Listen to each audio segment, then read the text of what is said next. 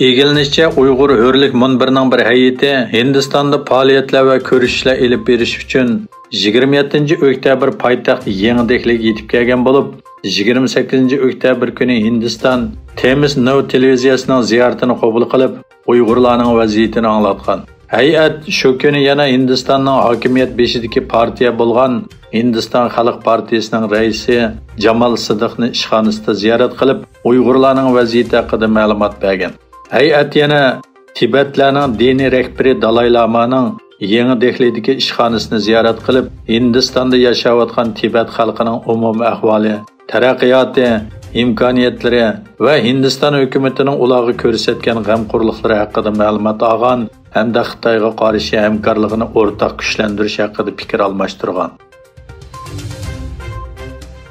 Taylanddagi kishilik huquq tashkilotlari Tayland doiralari tomonidan 2013-yili va 2014-yilda tutqun qilinib, hozirgacha qo'yib berilmagan Uyg'ur tutqunlarining taqdiridan texmi andish qilayotganligini bildirgan.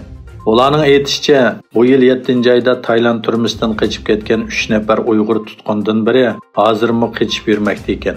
Hong Kongda chiqadigan Janubiy Xitoy attiganlik pochtasining 28-oktyabr e'lon qilgan bu vaqtdagi xabarda Tayland bu yil 11-oyda o'tkaziladigan Osiyo Tinch okean iqtisodiy hamkorlik tashkilotining boshliqlar yig'iniga tayyorlik qilayotgan bir paytda Tayland turmisidagi Uyg'urlarga bo'lgan diqqatning kuchaytirilganligini bildirgan. Tayland hukumati bundan burun 109 nafar Uyg'urni Xitoyga qaytarib bergan edi.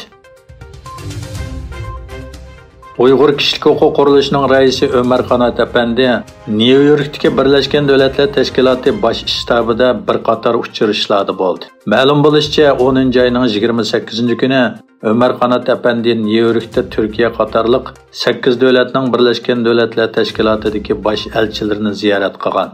Uchrashishlarda Uyg'ur erkiy qirg'inchilikni to'xtatish uchun Birlashgan Davlatlar Tashkilotining har qaysi organlarini harakatga keltirish va kelar yillik kishilik huquq kengashida Uyg'ur masalasini kun tartibga elib kelish qatorliq masalalar muzokara qilingan. Ömer Qanat yana Birlashgan Davlatlar Tashkiloti kishilik huquq oliy komissarining New Yorkdagi yordamchisi bilan ko'rishgan.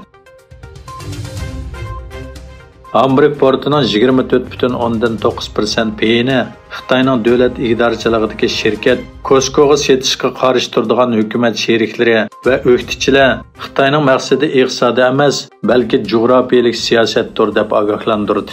Bosh ministr Shuliz bu setishni to'g'ri qaror deb tasvirladi.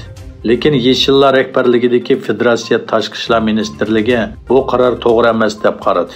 Asosli o'qituvchi Xristian Birlik partiyasi mo setishga qarshi turdi.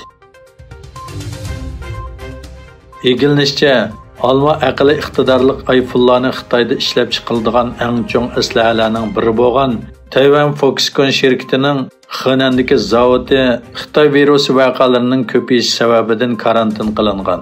Ma'lum bo'lishicha, 300 ming ishchi ishlaydigan bu zavod oktyabrning tunji haftasidan boshlab karantina qilingan bo'lib, ishchilarning ishxonadan tomoq yeyishi cheklangan. Faqat belgilangan yo'llardan yotoqlarga berib kelishiga yo'l qo'yilgan.